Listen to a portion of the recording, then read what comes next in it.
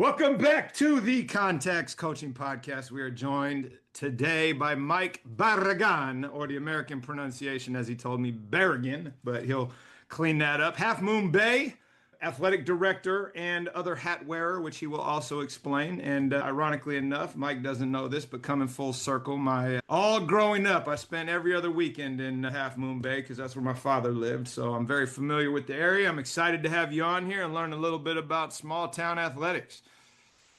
Yeah, no, thanks for having me. And I had no idea of that little tidbit, so I'm sure we could trade stories. But yeah, no, happy to be here. And coaching is a passion, fun thing to do. So let's get it. Here we go. So, walk us through the background. We are 3 years into wearing this hat at Half Moon Bay, I believe.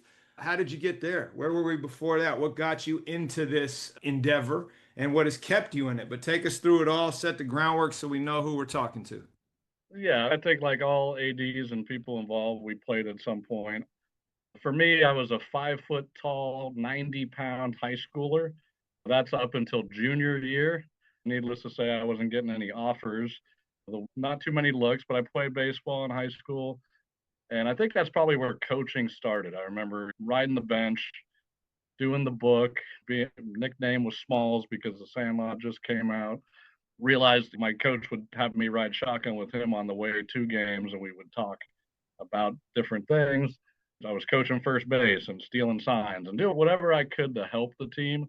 Still in my mind thinking, why aren't you putting me in? I'm a gamer coach. Give me a shot. Looking back on it now, I realized, hitting the ball out of the infield was like as far as I was going to do it. So he was probably right, but I could pick it and I could do some things. And so I think I have an early coaching mindset. When you're undersized, I think we all see those kids have to work smarter. They got to do a little more than the talented guys. And bounced around a little bit. I did wrestling for a couple of years, which half of my varsity wins were go out there, raise your hand. You're the 90-pounder. They don't have a 103, so I helped the team in that regard. Senior year, I played basketball. At that point, I was about 5'6". I'm just a hustle guy. I would basically told by the coach to just beat up the point guard that was starting, and there are no foul limits for you. Of course, that means I'm running through 4 screens and doing everything in between just to keep up with the guy. Again, just learn. And the coach was a great coach that taught us a lot. So I had a different background of learning from different coaches. Yeah, the transition to being a hockey player, roller hockey back then was a big thing. Wasn't school affiliated, but I was younger for my grade, so I was playing with a lot of my buddies that were a grade below me and starting to grow at that point. Now I'm 5'6", 5'7". I could play that. I actually got my jersey number retired and was just, I was had a nose for where to be. They called me the garbage man. I just knew, I saw the game quicker than other kids out there, and I was fast. You can't coach speed. So I had a couple of skills. I knew where to be, and I was faster than most guys. I didn't know how to stop. I didn't have a slap shot. I had a lot of things I couldn't do, but I think it really just helped me understand what I was and who I was. Then I shot up to about 5'11" ish. I never got to 6 feet. Started playing more basketball, was able to dunk a basketball. Like now it's, man, I wish I was this height when I was a sophomore, and who knows? But I think a lot of those experiences helped me later once I became a coach because I understood and still understand the guy at the end of the bench. I understand that not everybody, we all have our windows. My window, unfortunately for me, came late, and I don't think I really realized that was the chance where maybe if I tried out for a junior college basketball team down in San Diego, was cool with the guys on the team. Coach had numbers he had to go through, and I was raw. I hadn't played a ton, but I could dunk, I could do certain things. In hindsight, I wish I would have tried out for the baseball team because I think I had more skill there, but dunking was cool, and I was trying to figure out which sport I really wanted to be in. And then I got into an adult baseball league, started doing that. All of a sudden, I'm not hitting it out of the infield, I'm hitting it off the wall. This game's a little easier when you got some size behind you. I tried to walk on in San Diego State now in baseball, which was a very lofty attempt to coming out of nowhere. Kind of neat because Tony Gwynn was the coach. It was his first year coaching that year, so I at least can say I got to be on the field with Tony and He actually pitched BP to the guys. I took 10 swings off of him, even though I know he's not a pitcher, but Hall of Famer, and he said a few words here and there. And more than anything, remember, it's a kid's game. It's fun. That's why we're out here, just relax. And just those experiences. So fast forward, now I'm living back in town, start dating my now wife, and her brother's a seventh grader. I'm 23, and her parents are like, "Hey, you want to coach his little league team? They're looking for coaches." I don't know what I'm doing. Like, I'm working at a restaurant. I'm just trying to figure it out, impress the girlfriend, and yeah, sure, like, I'll coach. And it was just one of those things, which I'm sure we've all had, that, yeah, this is, I think, what I'm supposed to be doing. I like this. Yeah, I didn't know really what I was doing other than 90 feet, 60 feet, 6 inches, all the basics of baseball. I know that. And so a lot of it was, let's have fun, let's play. I don't have a kid on the team, so I think that was a huge benefit. Yes, he was my girlfriend's little brother. It was helpful that he was one of the better players, but he helped me draft a team that, he knew who the athletes were, and I went with the guys that he suggested, and we had a lot of fun. And from that, I followed him up into high school, so I coached him for 2 years, 7th, 8th grade, and then asked to help out with the JV team once he came up. And being in Half Moon Bay, we all grew up together. I'm born and raised here, so I knew the coaches. I knew at the time, the two coaches I played high school baseball with. Great guys, but I could tell they weren't really head coach type material, if you will. They were great players in high school. And I think oftentimes that the best player is not always the best coach. And I think they struggled with separating themselves from the player and being the coach, whereas I always had that coaching mindset. So I started helping them for a bit.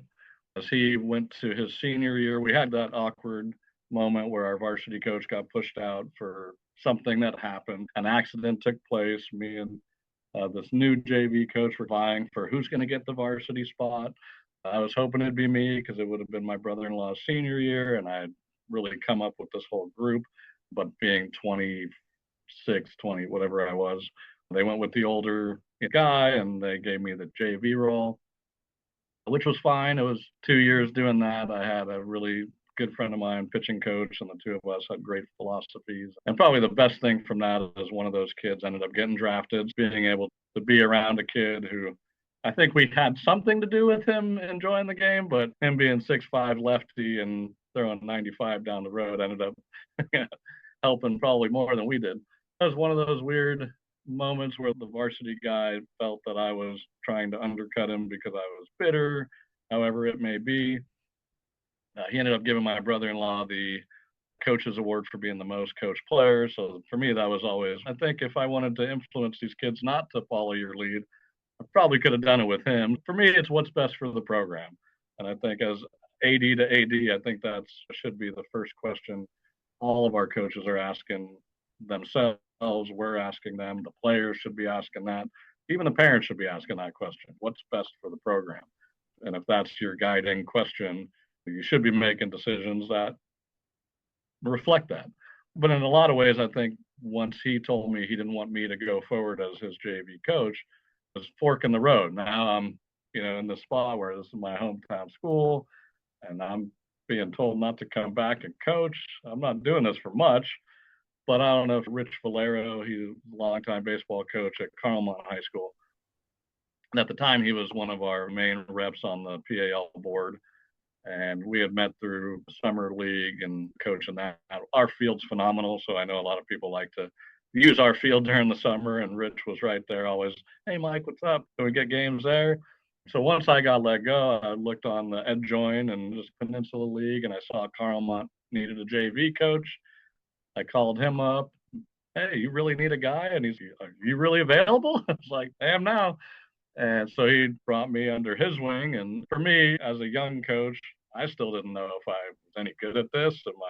Where did the peers view me? Like, I feel I do a good job. I know you can always get better. And to have Rich validate me as wanting me to join his staff, knowing how much he's done and how great of a coach he is, was a great opportunity. And also to see how the other side lives a little bit.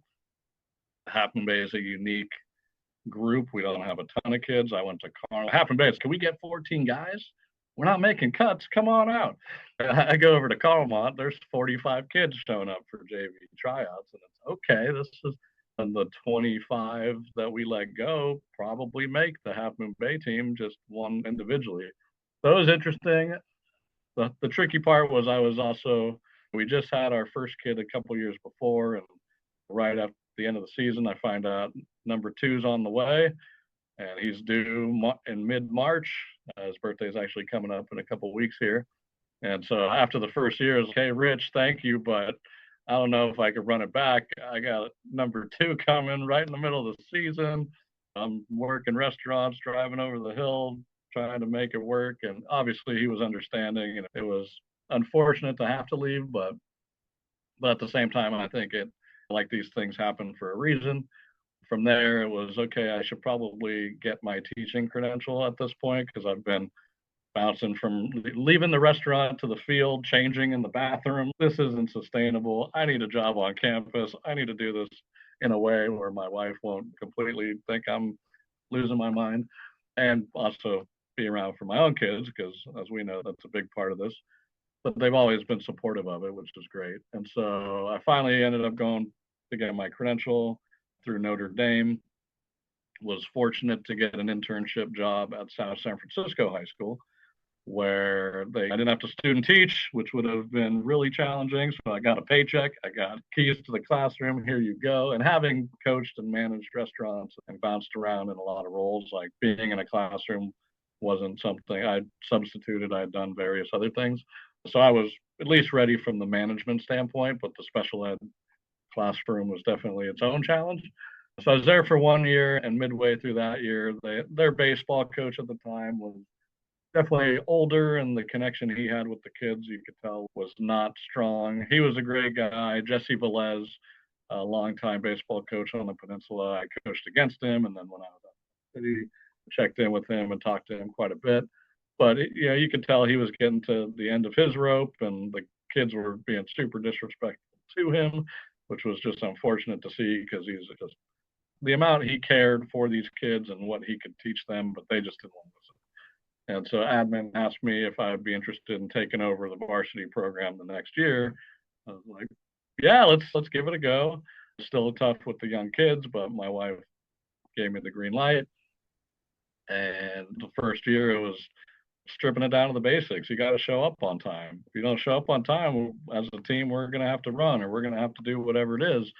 And having those battles with these kids that they just throw the gloves out, and that's what we do. We throw the gloves out and swing it, coach. We don't need any of it. You guys could be a lot better if we work on some basic things. And they finally bought in, and I think that I earned their respect. Second year, we were a game away from qualifying for CCS, and I think the big feather in the cap was beating Mitch McGreary from Menlo, who at the time was throwing in the 90s. He ended up going to Vanderbilt, I believe, but we were the one team in league that got the better of him. Then we ended up being one game. We actually lost to Half Moon Bay in a 15-inning game at Half Moon Bay, where I had to drive the bus with the kids to the game and then go back to come home. But 15 innings, it was scoreless for 14.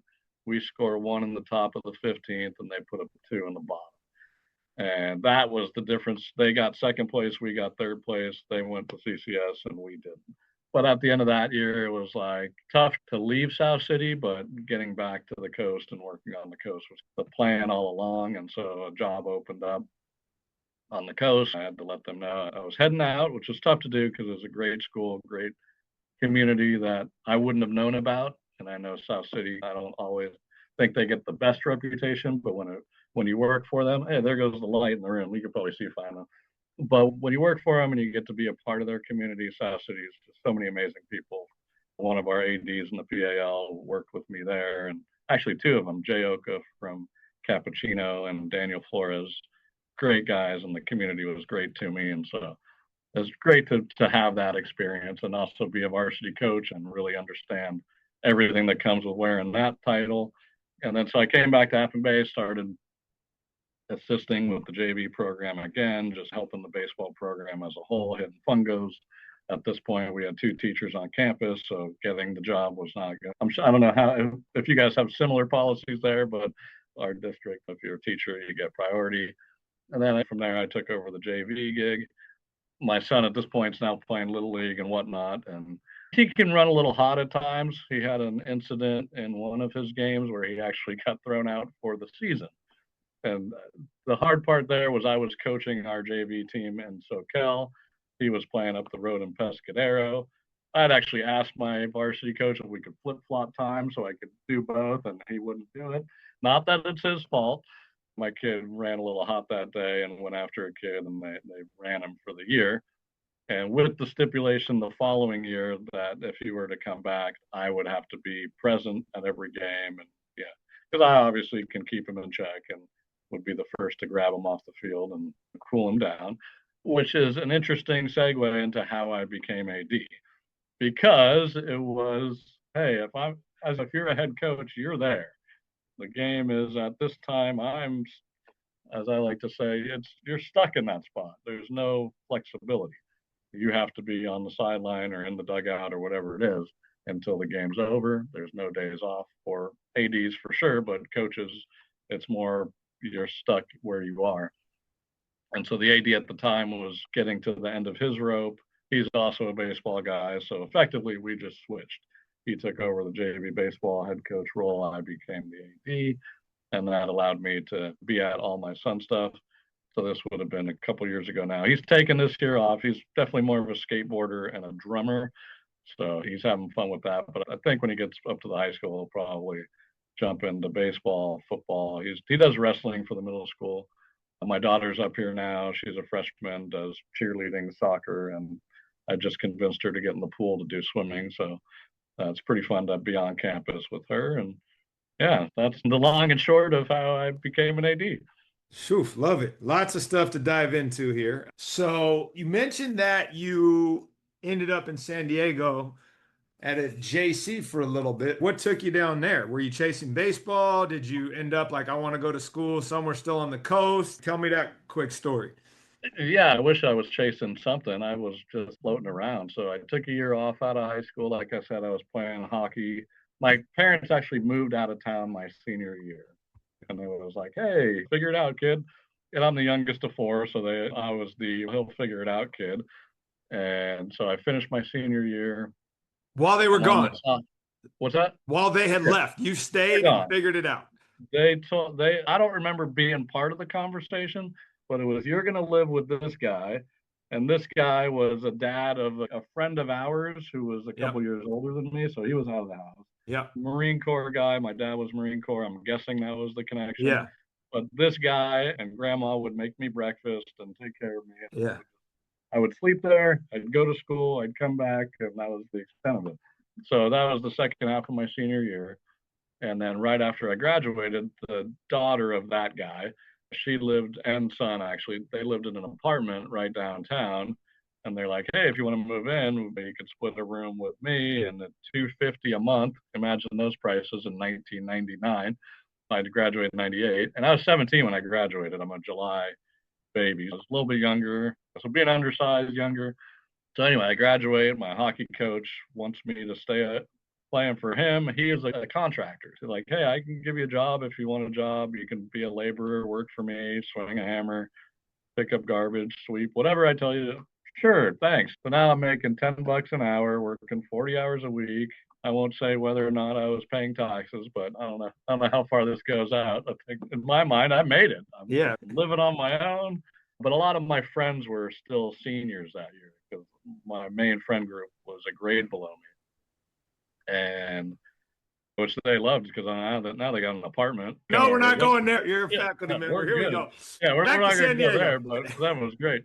But my best friend graduates. He goes down to San Diego State. He got into San Diego State. A couple of other buddies were going to CSM, whatever. After his first year, he's like, hey, I'm thinking about getting an apartment. You guys want to come down and we can be roommates? And so that's how I ended up in San Diego. But at that point, I was like, hey, let's try out at the junior college, try out, see what we could do. And yeah, you might as well, right? If you didn't have the set path and you're trying to figure it out. And I think too often, especially in contemporary society, where everything has become organized to a point Yeah. where there's almost no free play. There's almost no like free will. It's like you're everything is scheduled. So like you're going back in time to the figured out mode of I don't have my whole life mapped out for me. Where today, I'm sure many of your students don't feel like they even have an option. It's this is what has been dictated and this is what I have to do. And you didn't get to live that, which is cool. It probably informed how you do a lot of what you do, especially with the background, construction, restaurants, and get into education. And how has that background served you both in the classroom and in coaching and leadership that you don't have like me?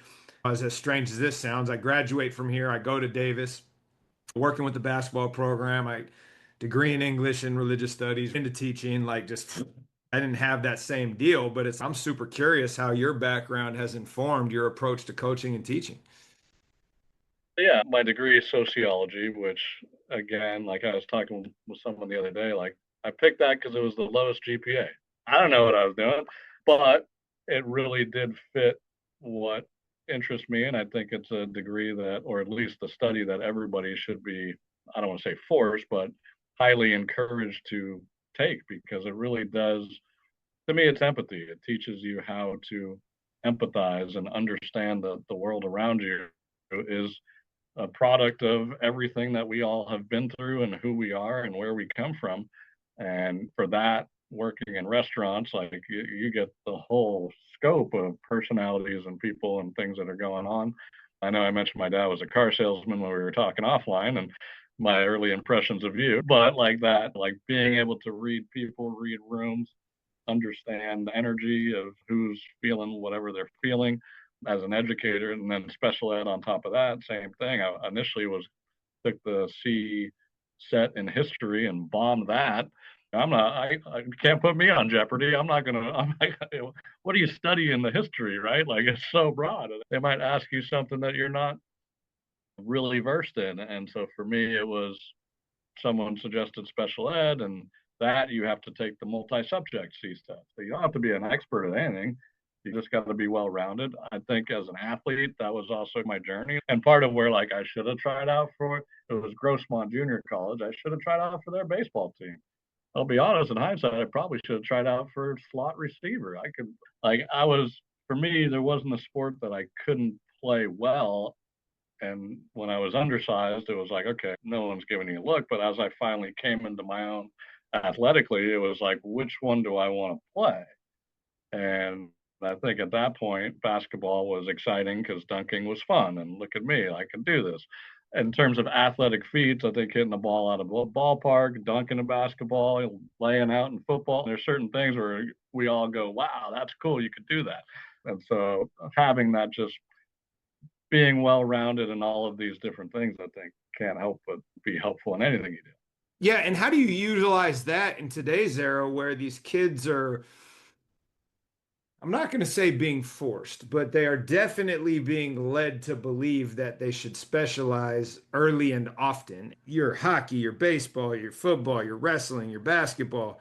And I say this all the time on this show. My soapbox is the multi-sport athlete and how the youth sports industrial complex is ruining athletics. But how do you utilize your background to speak some life into these families that think they've got it right when all the data is telling them they don't? Yeah, I think you nailed it, and I'm right there with you. And I tell it how it is. Like you need to play multiple sports. Like those are the best athletes on campus. Right now, we've got a sophomore that plays three sports, and he's by far our best football player. He's on. He was a varsity starting quarterback. He's on the varsity baseball team. Basketball is probably his third, but it just takes a toll off your body. You're learning how to just do different things. And to me, it's just I'm always promoting it. When obviously as a baseball guy, we lost a ton of guys to basketball because our basketball program is great. Our coach is amazing, but they got those guys playing year round. And every year it's like those five guys could easily be in the bullpen, could easily be helping us some way. So I'm constantly trying to like, we got a 6'2", 6'3" lefty on the JV basketball team. And I'm like, man, this kid would look good. He's got a young Madison Bumgarner build or Cliff Lee. Like this, I've never seen him throw a baseball in his life, but in my mind, I'm like, this kid easily could become a pitcher. Get him in the bullpen, work on a few things. If he can work on footwork on a basketball court, I know he can repeat mechanics and throwing a ball. So I'm always telling these kids, suggesting to these kids, obviously I can't force them to do it, but I think about the wide receiver in football. Come play center field for us. Come play that. You can't have a better off-season sport for a wide receiver or a defensive back than playing outfield in baseball. In football, you know where the route is and where the ball is going to be. In baseball, the ball gets hit and you got to go get it. They don't tell you where it's going to land. You got to run to a spot. And the transferable, and the ball's smaller and there's wind, and the transferable skills are just so obvious to me. And I think being on a smaller campus, I think I've got a little more voice and a little more influence with some of these kids, because I don't go around trying to toot my horn and, hey, I was this, hey, I was that. Because really, I didn't do anything. I don't have any major accomplishments, but people that I grew up with would vouch for me. Like the basketball coach was in eighth grade my senior year, and I wasn't dunking then, but he eventually saw me do it, and they look at me like, no, you can't. I'm like, yeah, just ask coach. Like it can happen, but it's about having fun. It's about exposing yourself and challenging yourself. And So how do you you got partner? How do you partner with that coach? Who I'm going to imagine the basketball coach isn't saying you have to play year-round basketball, but the kids feel that from somewhere. How do you get him on your team and be like, Coach, I need this kid to go play baseball? Where I'll recount a story for you from our group this year. We had 24 guys on the football team this year. Best season we've had in a really long time. 18 of 24 of them were seniors. And we lost 11 guys from last year to this year that would have played to either an injury that they hadn't recovered from yet, or they felt they needed to specialize, or whatever, right? 11 different reasons. And I'm out there where there was a cluster of kids that happened to play a sport. And I'm talking to the coach. I'm like, I need you to tell these guys to play football. And I'm telling them I want to come watch them play. And I'm like, no, that's not it. You need to tell them they need to play football. Because when you say it in that way, they feel that it's just being encouraged or advised versus, no, I'm your coach and I'm telling you this is what's best for you. And so, like, how do you navigate that? With a guy that you've known your whole life and a program on the basketball side of Half Moon Bay, you guys are always good on both sides. How do you deal with that? Yeah, I mean, this year, two of his, they both, so one starts for sure. Another guy comes off the bench, but they played football for the first time, and they both played wide out. The one kid was a senior, first year football guy, gets second team all league wide receiver. The other guy contributed as well. With John, yeah, like I don't say I joke with him often about how many guys he's stolen from me, but for me, it's more the kids. Like I can tell John all day. John's not the type where he's saying you have to do this. He's open to it. He understands it. But I think it's these kids are, like you said, oftentimes forced, or the parents have made this path or whatever it is. And they've gotten so committed from sixth grade or whatever year they started that for them, it's really convincing the kid. And I think the coach could do that to a degree. But at the same time, our basketball program is so competitive that if you want to be a guy and you're not there in the fall and in the summer, you're slipping down the totem pole. And so that's where it's challenged. But yeah, I know I don't think I really fully answered that, but No, you did. And I think you're doing it the right way in that there's a certain aspect to you became the AD, and ultimately what I learned in year one to the context of our offline conversation is how you are received. And it's okay. I went from making suggestions to decisions, even though I wasn't making a decision. I was the same voice, the same person, but because I had a different hat on, all of a sudden it was like dictatorial. And it's no, that's yeah, not it. And so it's complicated. And to your point, like in small schools like ours, we need our best athletes to play everything, or your programs suffer. And it's one of these things where I just try to speak to the data, right? We've got 17 kids from a class of 130, I think, that are going to play college athletics next year, and 14 of those 17 are at least two sport athletes, if not three. And two of the three that aren't are golfers. So it's okay. How do you roll out the data to push back on what the non-education based athletic people will try to tell you is real, right? And it's just an interesting dynamic in a time we're living in, and hopefully the pendulum swings back at some point and to help all these kids. You mentioned something earlier. You said that you're always looking at things from what is best for the program.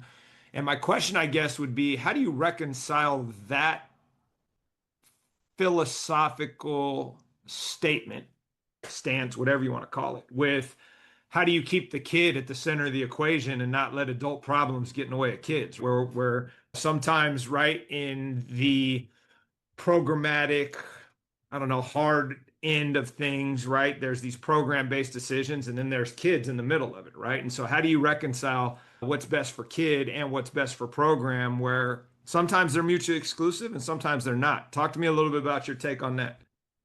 I guess you first got to define in your mind what is best for the program. And is that hanging banners?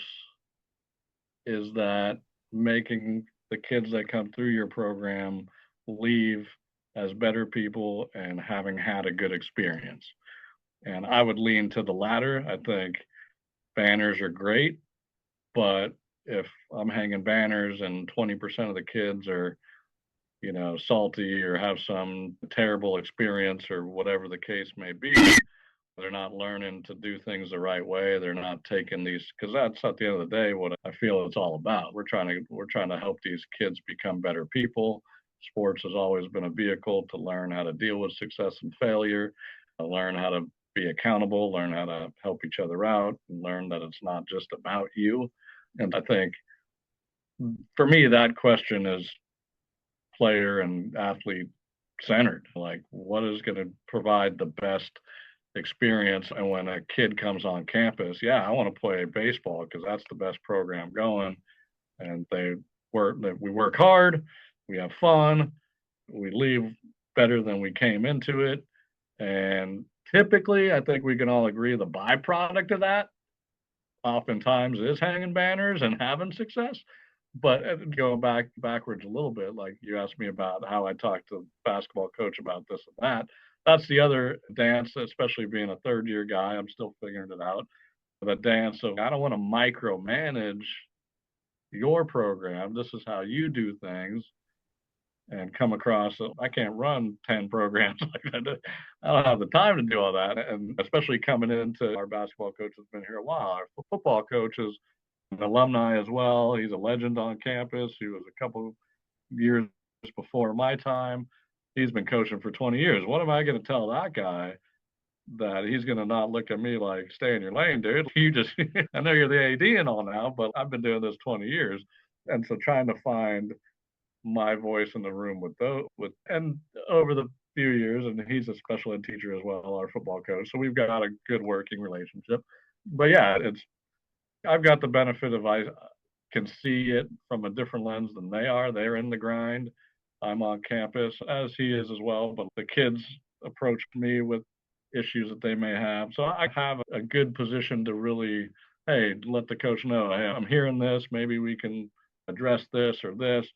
I think with parents, I've always felt that as a strength of mine as coaches, because I understand. I've done it on both sides. I've coached my own kid, but I've also been a coach before having kids. I know what coaches are thinking about, but I also know that without the parents, we got nothing, and we need them to be supportive. We need them to be in the loop. We need them to, especially in a small town like us, if we're running our parents away, we're going to be in a world of hurt.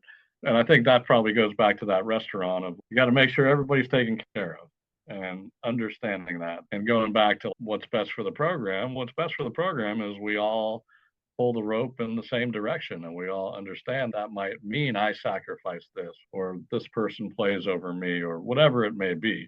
And also understanding that what's best for the program could change. We don't have to stay stuck and keep doing the same thing. If something needs to adjust, something needs to adjust. So I hope I answered that well. No, 1,000%. You gave me a lot of different things I want to ask you, and I also need to be cognizant of time. So Yeah, we might have to do a version 2 down the road. But you said something right. As I'm the new guy. I've been doing this for 3 years. You've been doing it for 20. But in that 3 years, what have you learned as you spend time with each of these different programs, because they're all doing it differently, that become these golden nuggets that you can take from the football coach and offer to the basketball coach because you are a third party objective observer. Are there anything that you can just offer up and be like, hey man, listen, I got a lot of really good teams, a lot of really good coaches. Here's some things I've been able to take away and try to offer to others, or maybe I didn't, but here, let me put them out there in the universe because they're really good. Give me some things that you figured out in these 3 years that like were aha moments for you. Yeah, the first thing when you said that that popped to my mind was a soccer coach who's since moved on. His replacement's amazing, and they worked together in the past. But he dropped a line that I was like, ah, that's good. I got to remember that one because obviously you're thinking about rosters and if you got to cut a kid, and that's always the tough decision, tough conversation. But he said, I'd rather disappoint him now than the entire year. And I know he's a younger guy, but that can apply to when you're talking through any of your coaches. Hey, I get it. You want to keep this guy around, but now you might have that guy on the bench that's constantly, hey, coach, when am I getting in? Parents sending you emails. Why isn't my kid playing? This and that. And so sometimes making that tough decision just right out the gate, it's like, hey, it's not you, it's me. This ain't working out, whatever it might be. So that was one that he said that I hadn't really thought about because if it was up to me, hey, I want to try to include everybody. Let's all have a good time. If I can find a spot, I will. But I also remember being that 5 foot freshman on the baseball team that wasn't getting playing time and how that felt. And so to go back to that, that makes sense. Yeah, our football team, they do so many things so well. I'll probably say our girls basketball team does a team lunch for significant games and things like that. She tries to do it once a week. And I know I've shared that with our baseball coach. Hey, part of it is selfishly, she always gets me lunch too. That's why when they said, hey, you want to be on the girls basketball side of things? I was like, absolutely. That's my team right there. Yeah, so but for that, it's not just to feed the kids, but it's also to get them together, get them talking. She always has some sort of exercise or something to talk about, something to just break that ice and get them to really gel more and more as a team. And any team bonding type things, I think the opportunities to find those that are outside of the game that are, let's get to know each other as people so that when we do take the floor, I care more about you than I might have otherwise. Yeah, no, I like that. That's an easy one, especially if you're an on-campus coach, you can try to implement is getting the kids together outside of practice. I want to go to what you said about disappoint them now, then later. And there's also other opportunities to do that. And you mentioned earlier about playing athletics and being in different roles and things like that is what's teaching you for life. So how do you marry those where it's okay, in your mind, I want to keep everyone involved. I want to be inclusive, but in order to do that, I have to carve out really specific roles so everybody feels valued. Talk a little bit about your experience with that and what you would offer others who maybe don't want to cut that kid. Maybe they want to find a way to keep them around. What advice do you have there?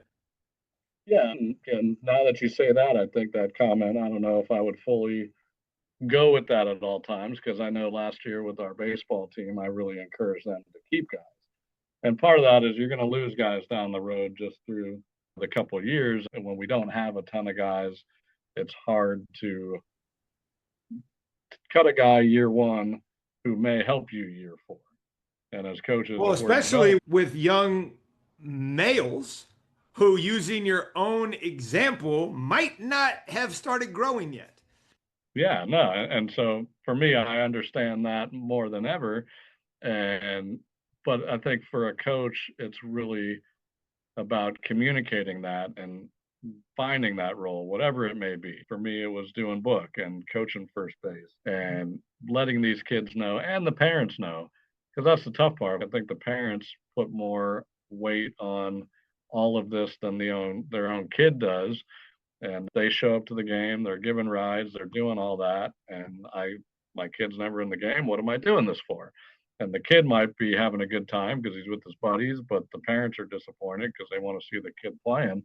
I was actually talking to, a kid who got buried on the bench last year. Now he's got a full that those kids have gone up. He's got all this opportunity and he's in his own head right now. And it's, dude, you've got a chance this year to do a lot where last year you didn't. I don't know if your league juniors can play JV. Yeah. Seniors can. It just Wow. depends, right? The whole idea is that you're not using the sub-varsity levels to try to hide super talented kids, but at a school like mine, where I've got 25% of the demographic are international kids that maybe didn't play that sport growing up and they want to try it, it's like, cool, Yeah. go be a JV Yeah. kid. Have fun with it. No, yeah, because we had a basketball player a couple of years ago who was just a junior sitting on the bench, not getting any playing time for varsity. And he made the decision to go down or talk to the coaches, hey, I want to go down and be the point guard. And it's tough in that sense because you're the sophomore point guard. Now the junior comes down. Oh, there goes my minutes. But for again, what's best for the program, right? Like he went down, he totally helped that team. That team got a lot better because now they get this kid who's been there. And but even more, he spent a year getting minutes. He goes senior year, and you couldn't take him off the court. He had improved leaps and bounds, and I don't think he makes that jump sitting on the bench at the varsity level. Our JV baseball team right now is short on arms.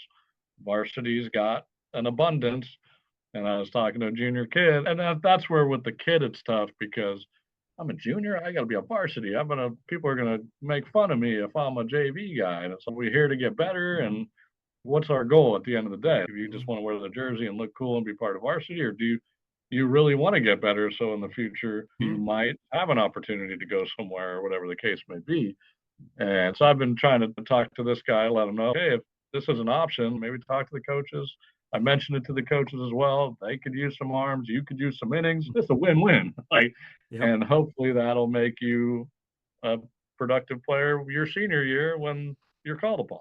Yep. And sometimes it's helpful for those kids and parents to hear it from the person that's not the decision maker. And I'll Yeah, tell you a funny story. It's the thing I always ask the kids is, do you want to watch baseball or do you want to play baseball? Like that's the difference, right? You want to be on that team, you're going to be watching. You want to be on this team, you're going to play. You yeah, decide what you want your experience to be like. And ultimately, there's no substitute for game minutes, no matter what we want to convince ourselves of.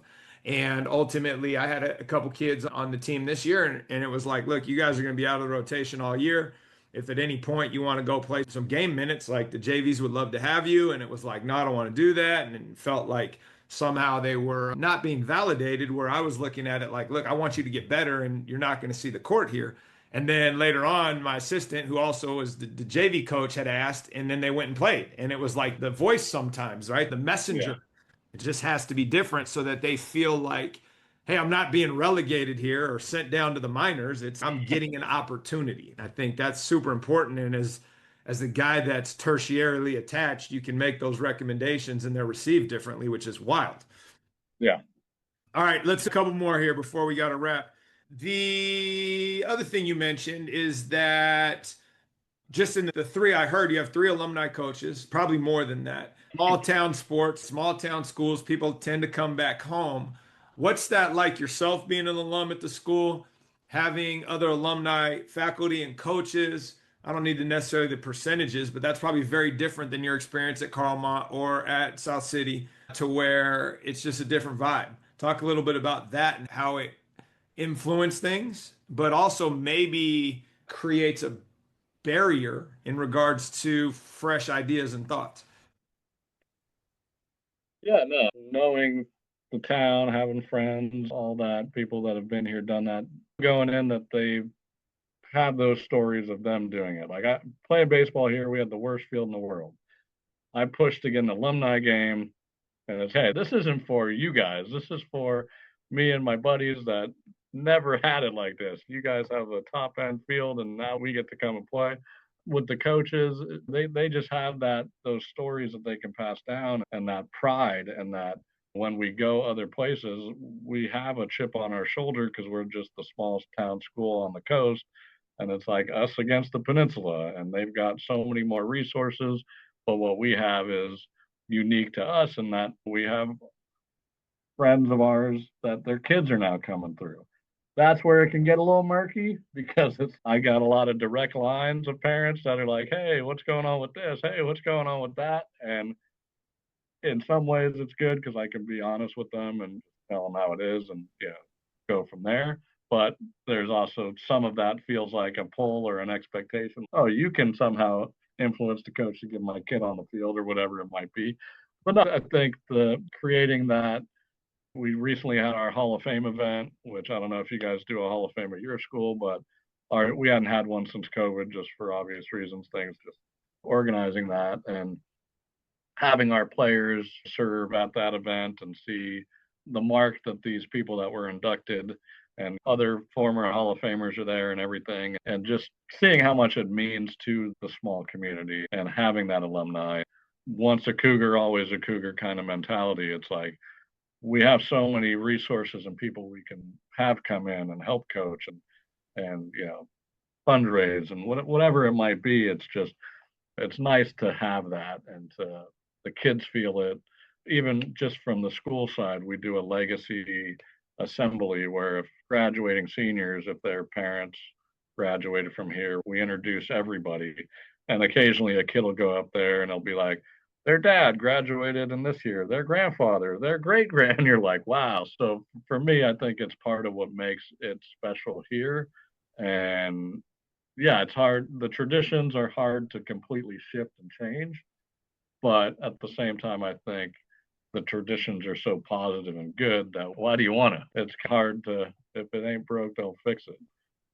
No, and I think to your point, you've said it a couple of times. I wanted to get back to the coast, right? So there's like a pull, obviously, when you live in places like you and I live, that is geographic. And then there's also a pull that is cultural and home. This is where I grew up. This is what I'm used to. This is what I'm comfortable with. And so I think, yeah, those traditions are important. And yes, like those relationships are super important. And you already mentioned it, right? Where it's like people feel like they got hooks because you grew up together and they can call and pick up the phone and you're navigating that in a way in which you have to, which is great because that connectivity goes through the roof, right? Rather than it being some outsider. And that's not even a fair word, but somebody that didn't grow up there doesn't have the same experience. And I've said this a million times, like I've received a ton of credit here for doing things over the last 9 years that I don't necessarily feel is warranted because a lot of it has been possible because I grew up here.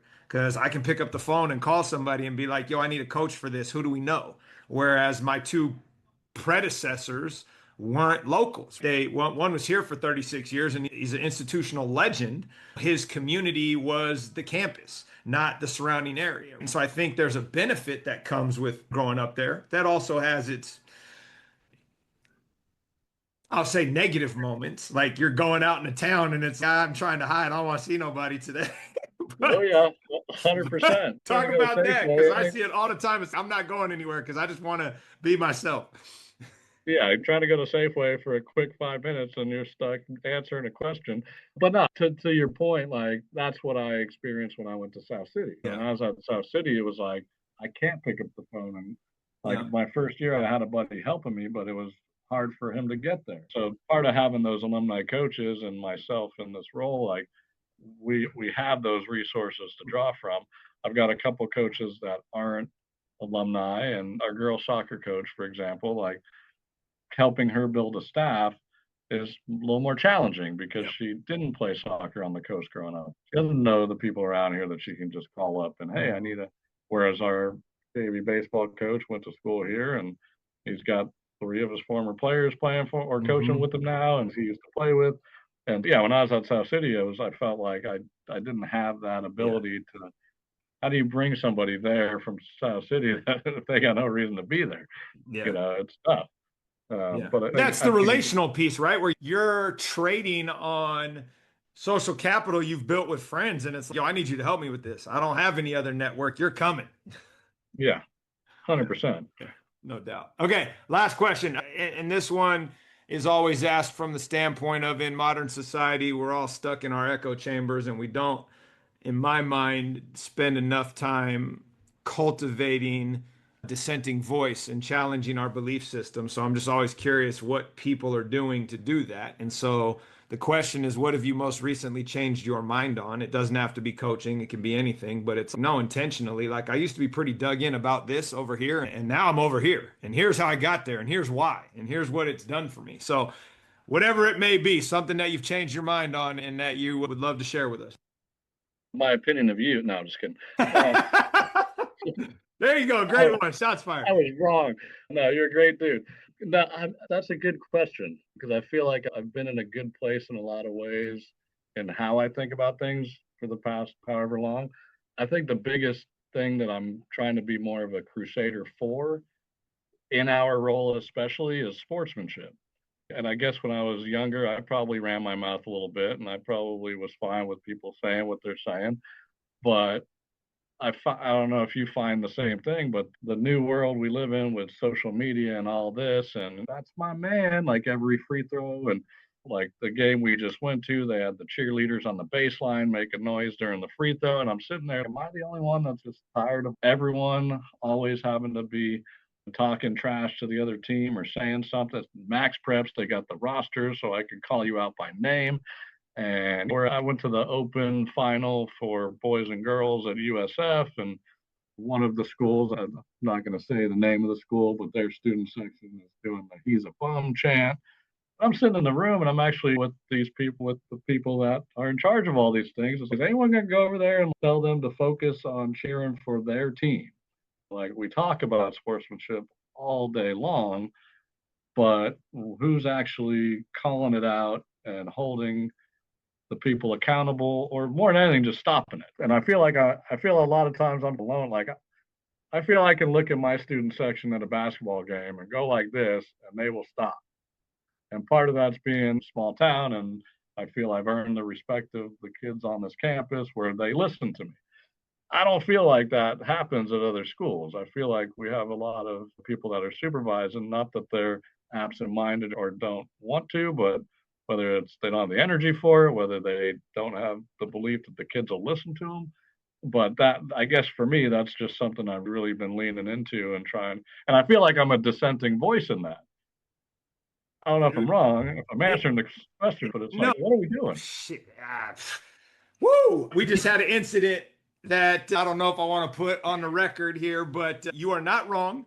It's very funny that you brought that up, given the timeliness of it. But I will give you a 5-second version. So we are at our playoff game, and I'm coaching. And to your point, the crowd is cheering against us rather than for their team, which in the Central Coast section has decided that sportsmanship is what we do. There is Number one priority. There is a pregame meeting with the site administrators, right? There is a thing read before the game, right? This is what we do. And so I'm sitting there in the game and I'm hearing this, and I look down at their AD, who's a buddy, and I'm like, hey, go deal with that. He goes over, he responds. Halftime, he's like, hey, what are they doing? Or what are they saying? I said, they're just being assholes like normal. And he's, okay, cool, I'll take care of it. And then we come out and he checks in with me again. Second half starts, and then they start doing it again, even to another version. And I'm like, that's what I'm talking about. Yeah, down, go deal with it. So he goes, talks to their assistant principal.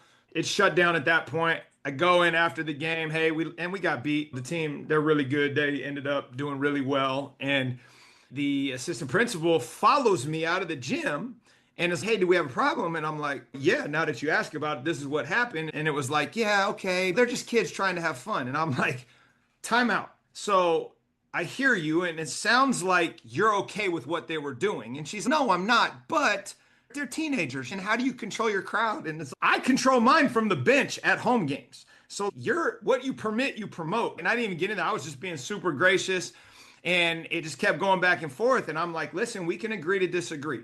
But if we call Dave Grissom right now, he's going to tell you what's important. And it sounds like that's not important to you, and that's okay. I'm going to go coach my team and be done with this. And she hits me with, it sounds like your fragile male ego is bruised because you got beat. And I'm just like, okay, thank you. It's nice to meet you. And I walked away. Wow. And it's funny. So like my assistant now, I've got this like door sign on my door that says right outside, like the hotel, it says, not right now. My ego needs a rest. I'm like, yo, you beat us by 50 at the beginning of the year. We were within 10 in the third quarter. Like, my ego's great. That's good, yeah. Yeah, but and I told the AD, who's a friend of mine, I'm like, look, man, if we're in the Sac Joaquin section where I cut my teeth, like, that's normal. Your kids were educated. They did their research. They were prepared. They were calling people by name. Great job, but not in this section. So choose. And it was fucking the most unbelievable interaction I've had in 26 years. And it was just like, to your point, I'm not that guy, but I've become that guy as well, where we're not doing that. Don't talk to the refs. Shut up, play the game, go home. Yeah, at every parent meeting we have, like I'm trying to champion it, and it feels, am I just alone in saying this? And it's like you said, it's what we're teaching them. Yeah. If we allow it, it's going to continue, and it's been allowed to such a degree that we're just dealing with it, and to try to pull the snowball back. This thing's gotten so big that, am I going to be able to stop it? I don't know, but I can control what I can, which is our crowd. Yep. And there are times where kids are looking at me like we're just having fun. And so, yeah, we can have fun, Yep. but we don't have to be the school that shows no class. And Mhm. and I'm also of the type too where it's, you barked at me, I'm gonna elevate my game. Mhm. You Mhm. now made, I'm a Knicks fan. If Mhm. that's full There you go. disclosure, now you know a lot. I grew up watching Reggie Miller get barked at by Spike Lee, Yep. and I know all too well that sometimes you trash talk the wrong guy and you're going to go home. Yep. And officials, same thing. We talk about the officials all day long, and you just hear it in the crowd. And so Mhm. I'm really trying to not force, but promote Yep. how we Yep. can get our school, our community to, if we lead the league in sportsmanship, I'll feel Mhm. proud about that. Mhm. And if that translates to banners, great. If it doesn't, hey, Yep. so be it. Yep. It's a tough deal. And like you said, where we can control our group and outside of that, we can't. And I tell my kids straight up, I'm the fun police. And we got to figure out how to do it within the spirit of the guidelines and cheer for us, not against the other team.